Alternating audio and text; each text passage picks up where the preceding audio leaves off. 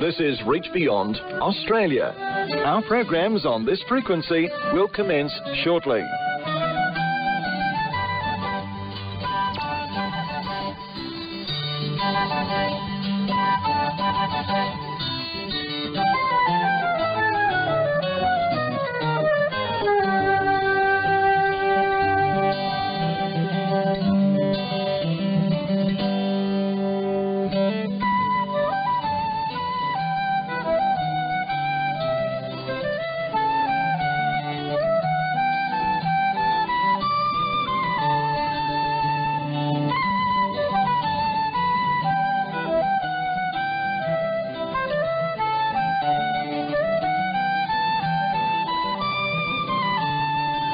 This is Reach Beyond Australia. Our programs on this frequency will commence shortly.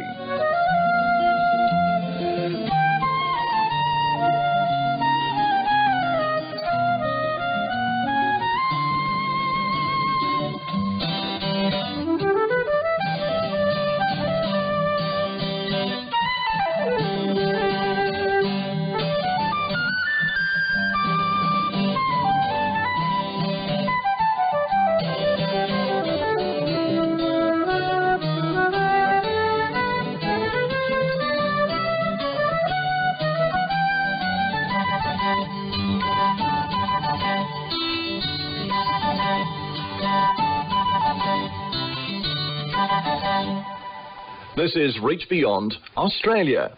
Our programs on this frequency will commence shortly.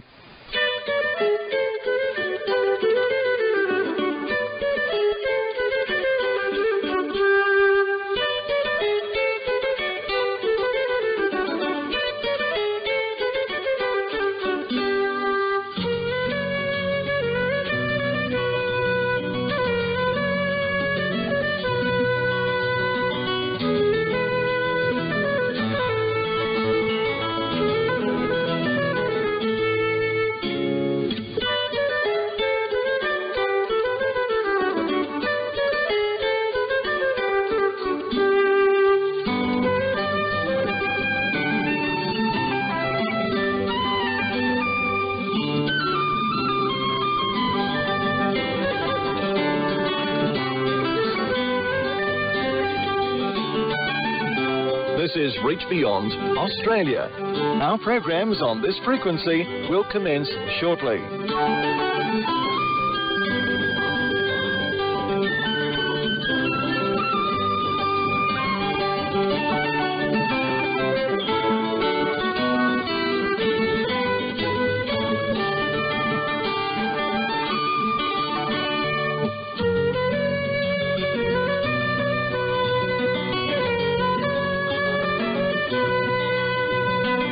This is Reach Beyond Australia. Our programs on this frequency will commence shortly.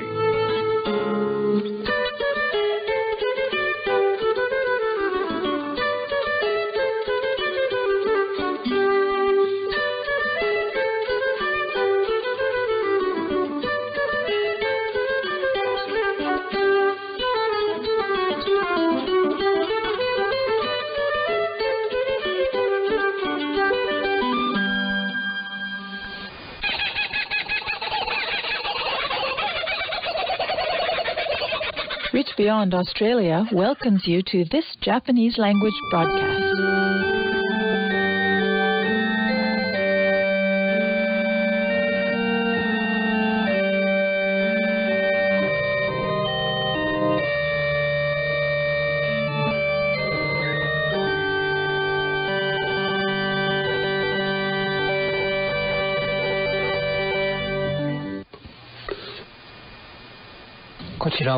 HCJB の日本語放送です。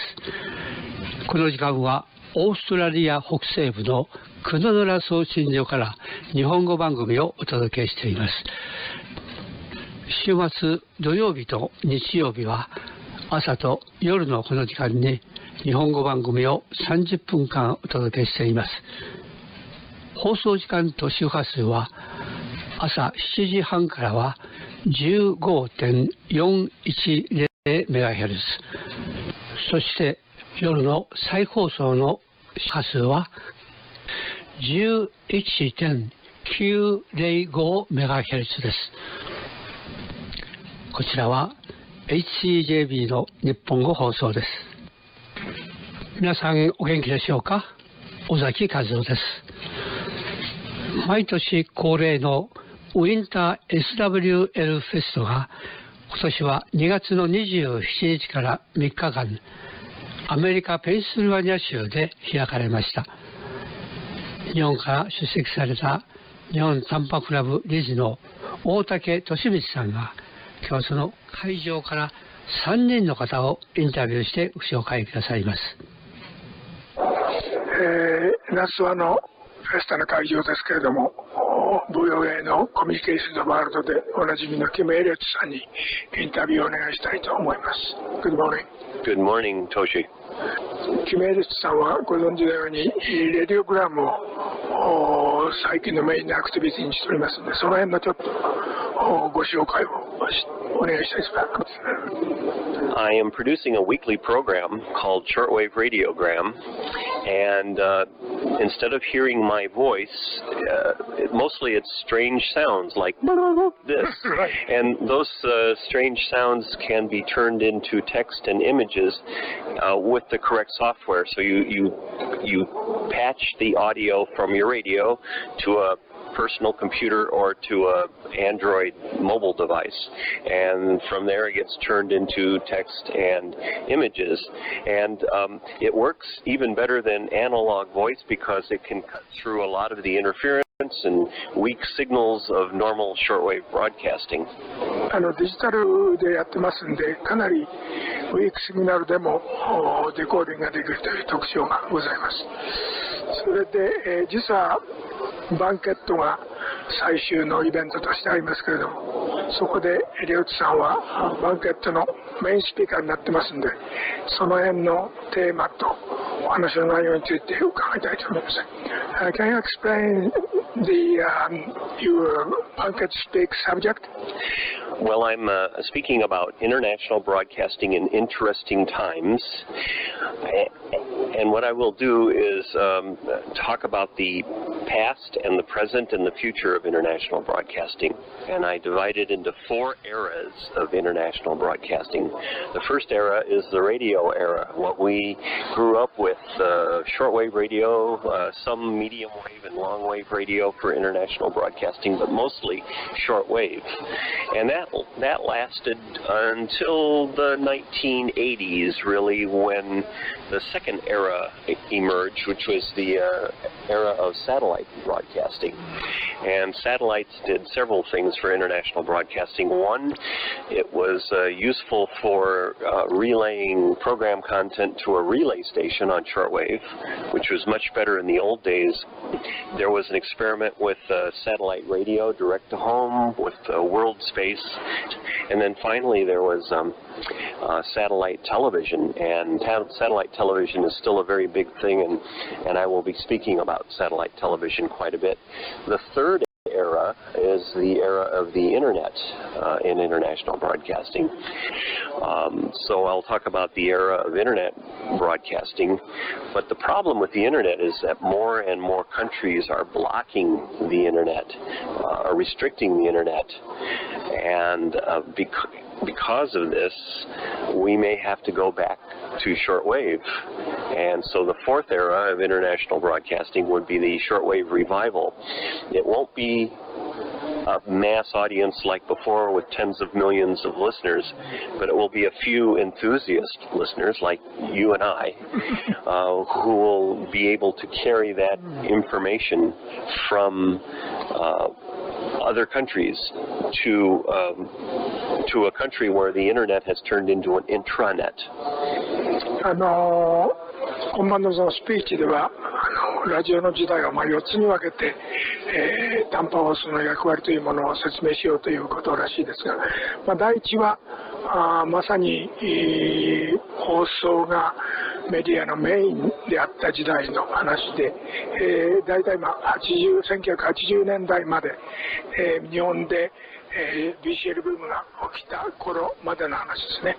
からその次が衛星が入ってまいりまして、実は私が短波に興味を持った時代には全ての国際中継というのは短波で行われてまして、例えばエリザベス女王の戴冠式、それからサンフランシスコの講和条約ですね、これらの生中継というのは短波放送を使って NHK などもAM の放送に流すと、そう国際中継の時代だったわけですね。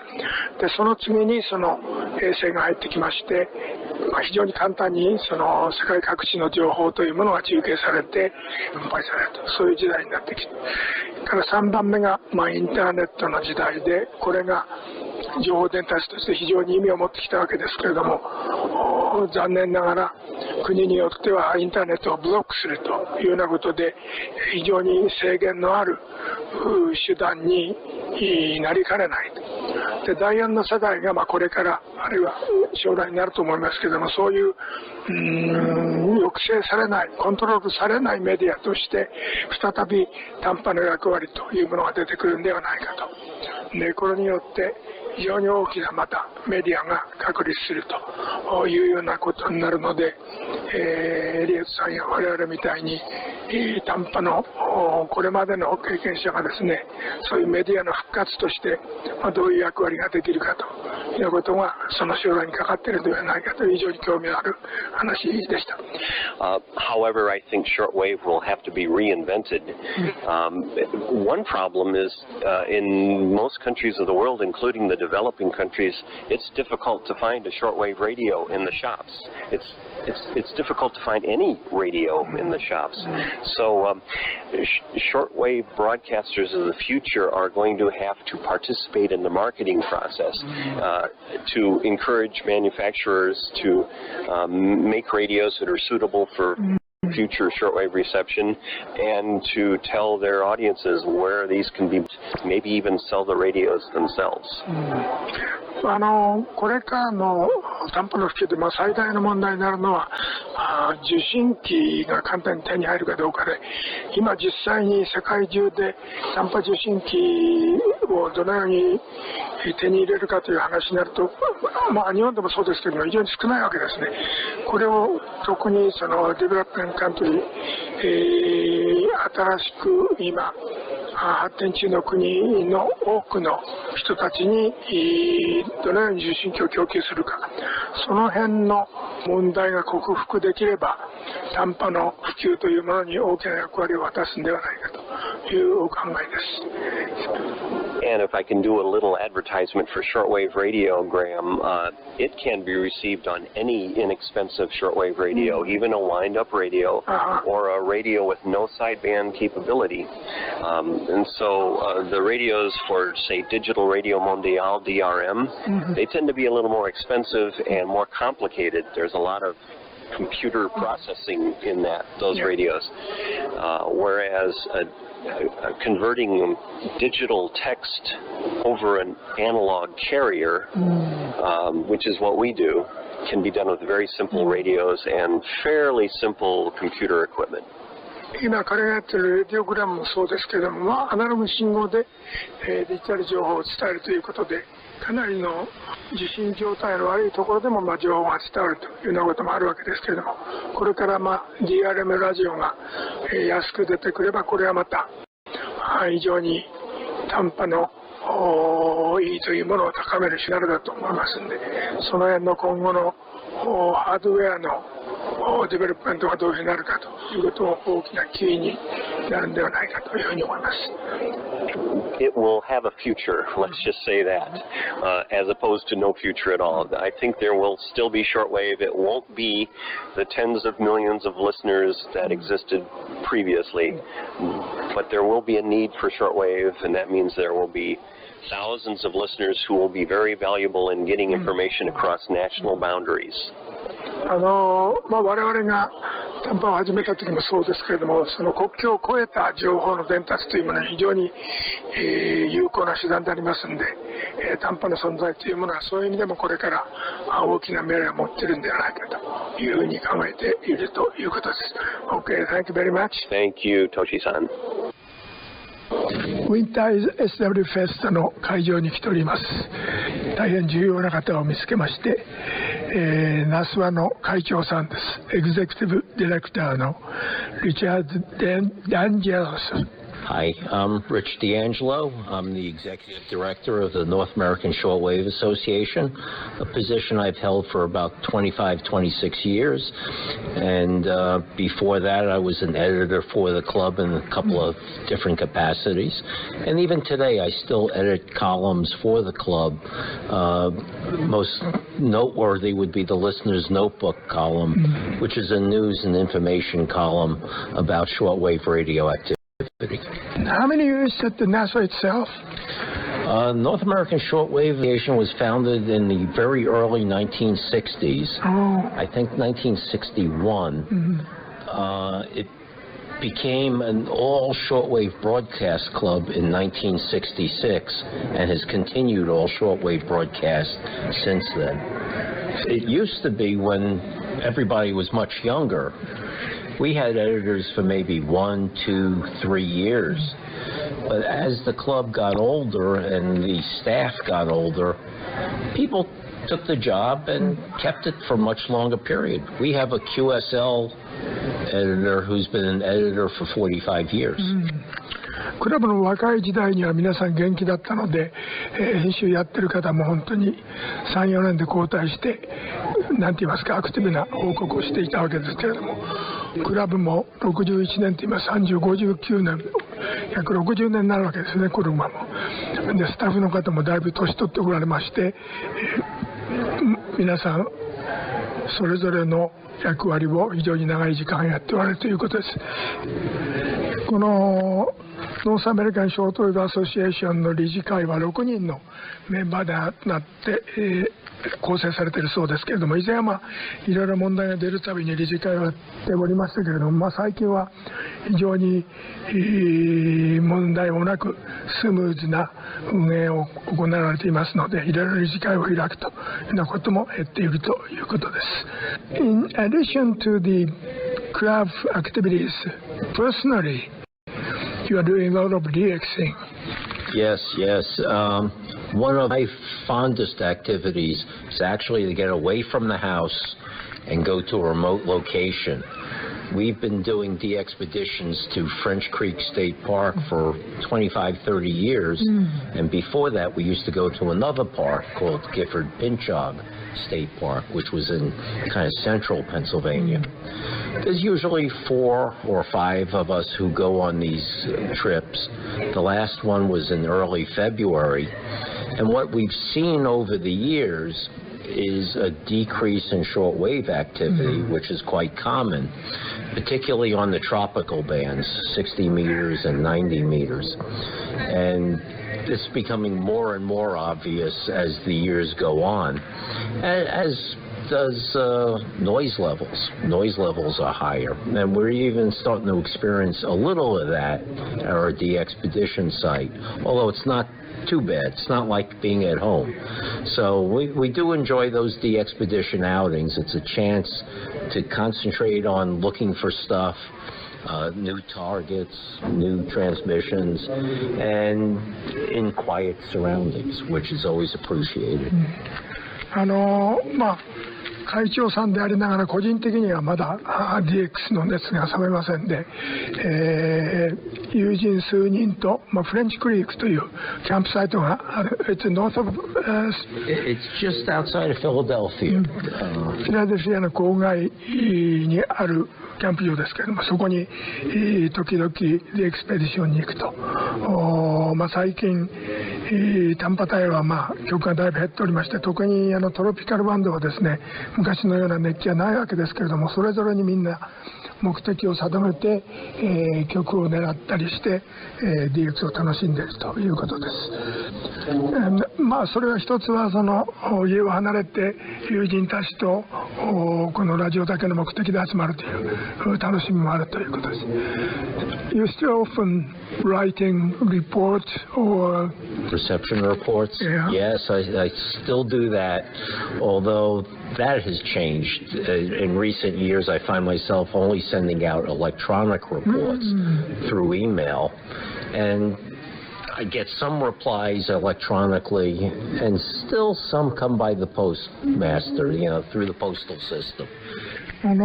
個人的にはまだ熱心に受信報告を書くということをやっておられまして、昔と違って最近はその E メールによる受信報告の送信ですね、これに徹しているということだそうですけれども、E メールによる返事をくれる局もありますし、E メールに対して相変わらず手紙、はがきで受信書を送ってくれるという局もあります。ただ以前に比べると返信率というのは下がってきているということを言わざるを得ないと思います。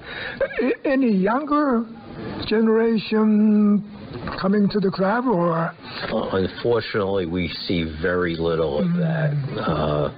It's funny, when I was 35 years old, the average club member was about 35.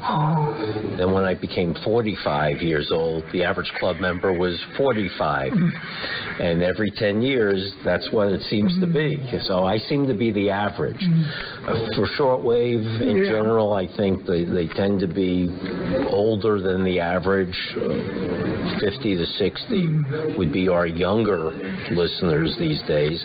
There's some young people getting into shortwave, but for different reasons. When we got in, there were lots of stations, and there were always new stations coming on the air.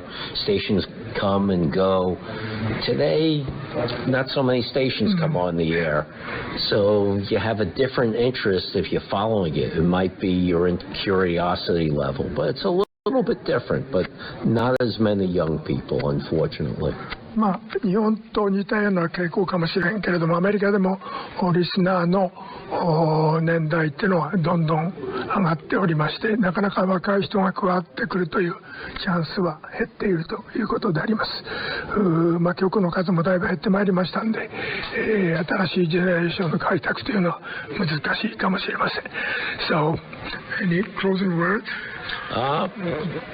HCJB was one of the first stations I ever heard. Back in the days when Helen and Clayton Howard did the DX Party Line program. God, that's back in the 1960s. So it was one of the first stations I ever heard, and so it was always a fond memory. Very disappointing when they left shortwave, although you can hear their sister station in Australia, but that's much harder for us in North America. But it was always an enjoyable service, always great dealing with the people at the station. So there are a lot of fond memories associated with HCJB.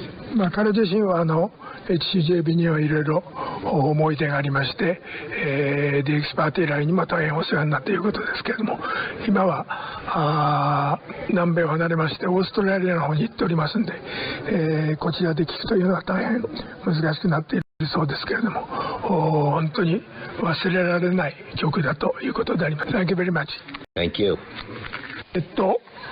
フェストのオーガナイザーのもう一人の方、リチャード・カフさんにインタビューをお願いしたいと思います。Would you make a short introduction? Sure. Good evening, Otaki-san. Great to have you with us once again at the SWL Fest. I'm Richard Cuff. This is the 33rd consecutive year we have held the fest in Plymouth Meeting, Pennsylvania, just outside of Philadelphia. The fest began back in 1988. Which seems like a different era in shortwave radio. But we've continued to prosper and maintain interest from around the world all the way here to 2020. We have people from Japan, Australia, Canada, and all over the USA that come to spend a weekend with us every year. There are some people with us that have made it to all 33 fests, and I admire their persistency and interest in and willingness to come and join us each year. 今年は33回目のフェストになりますけれども、彼も長い間このオーガナイザーとして、来ておりますが、今年も私以外にもオーストラリア、カナダ、それから米国中のいろんな州から皆さん来ていただいて、大変賑やかなフェストになっているということです。This year we have a variety of topics, all of which have a radio theme to them. Of course, the world of shortwave and the world of radio itself continues to change as the years evolve. Right now we have a session that celebrates shortwave in the sense of music and media that are somehow connected with shortwave. We call that the Shortwave Shindig, and that's been part of the fest, on a continuous basis for probably more than 10 years now. We've heard updates from Mark Fahey, who studies broadcasting and communications in North Korea. And Mark has traveled to North Korea and documented activities there. We heard from Tracy Wood, who talked about Andorra, where the European DX Council met, and we saw Otaki-sans there as part of the activities. Don Moore, who is a Latin American DXer who's been active for 50 years, told us about his experience with Latin American radio. 今初日の説明してくださいましたけれども、先ほどのノースコリアの報告と、それからドン・ムーアさんという南米の専門家がおられるんですけれども、もう50年も南米関係の仕事も兼ねた DX をされておりまして、その方のレポートがあったと。それからトレイシー・ウッドさんが去年アンドラの EDX に参加されましたけれども、その報告も初日に行われたということです。で、先ほどからちょっと音楽が流れてましたけれども、このラジオのお祭りということで、ラジオに関係した音楽の紹介その他が隣の部屋で行われているということで、賑やかな雰囲気になっていると思います。Especially interesting is again to hear from Mark Fahey regarding his establishment of a listening post and a treehouse, as he calls it, in Indonesia. And he's actually started radio stations in Indonesia, and he'll be telling us about his experiences doing that, and a bit of what Indonesian radio is like currently. We also heard today a session on software-defined radio and how to take SDR listening portable. And that's an area that I know has seen a lot of interest in the hobby in recent years, software-defined radio. So Thomas Witherspoon, who manages the swling.com blog, which your members may have experience with, told us about that. So those are a couple of the interesting areas for our second day today, as well as then what's coming up tomorrow. もう一つの話題として、今日2日目にSDR の最近の発達の様子を物語るものとしてポータブルの SDR ですね、これの話があって皆さんの関心を呼んでおります。それからインドネシアのラジオ放送局を作る手伝いをしたという方がおられました。大変現地では役に立つメディアとして確立したようでございます。I think part of the third day, again, is Mark Fahey talking about Indonesia. Part of what we'll also hear tomorrow is the annual pirate radio session that continues year after year to be one of our most popular sessions because people are interested in getting on the radio themselves, even if it is not an entirely legal way to be on the radio. So the pirate session will always be popular. And then for our evening banquet, Dr. Kim Andrew Elliott, who is currently masterminding the shortwave radiogram project, he will be speaking to us, and his topic will be international broadcasting in interesting times. 明日の晩餐会あるわけですけども、それのスピーカーは VOA におられたキム・エリオットさんが短波の世界の華やかな時代のお話をされるということで皆さんの関心を集めております。短波の世界それ自身は下り坂でありますけれども、このフェストのパーティシパントは大体100名近くコンスタントにありまして、本当に、皆さんの参加が自分のオーガナイザーとしての役割を大変刺激してくれるというような感じでやってきております。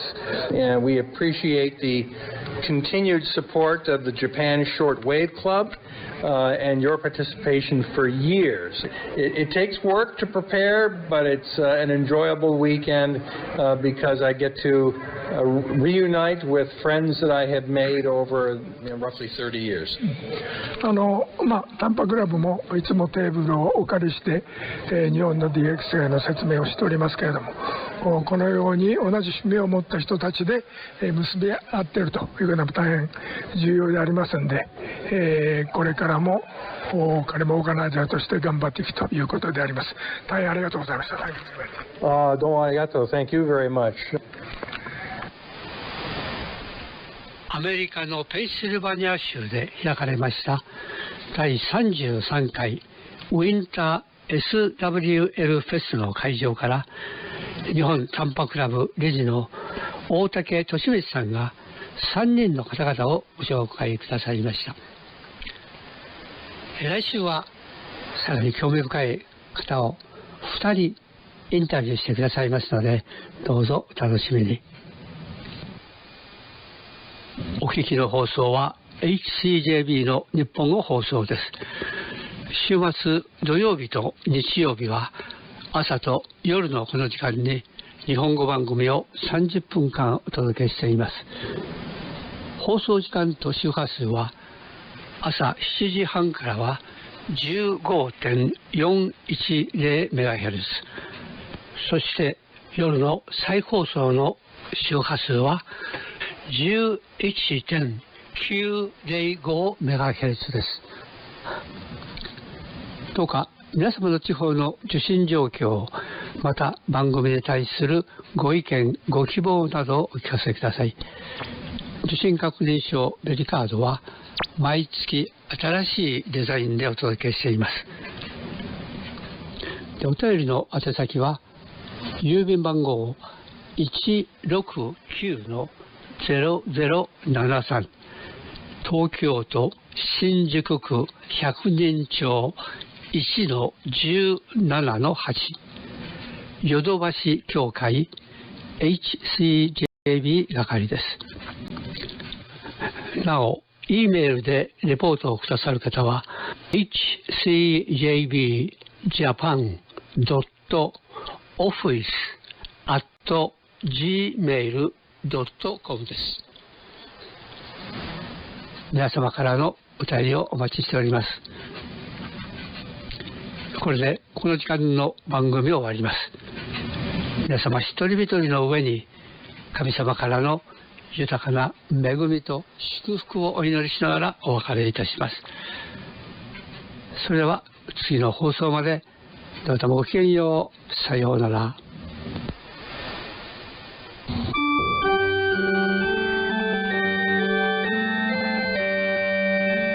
Thank you for tuning to Reach Beyond Australia. Please join us every Saturday and Sunday morning at 22:30 UTC or 7:30 AM in Japan on a frequency of 15410 kilohertz in the 19-meter band.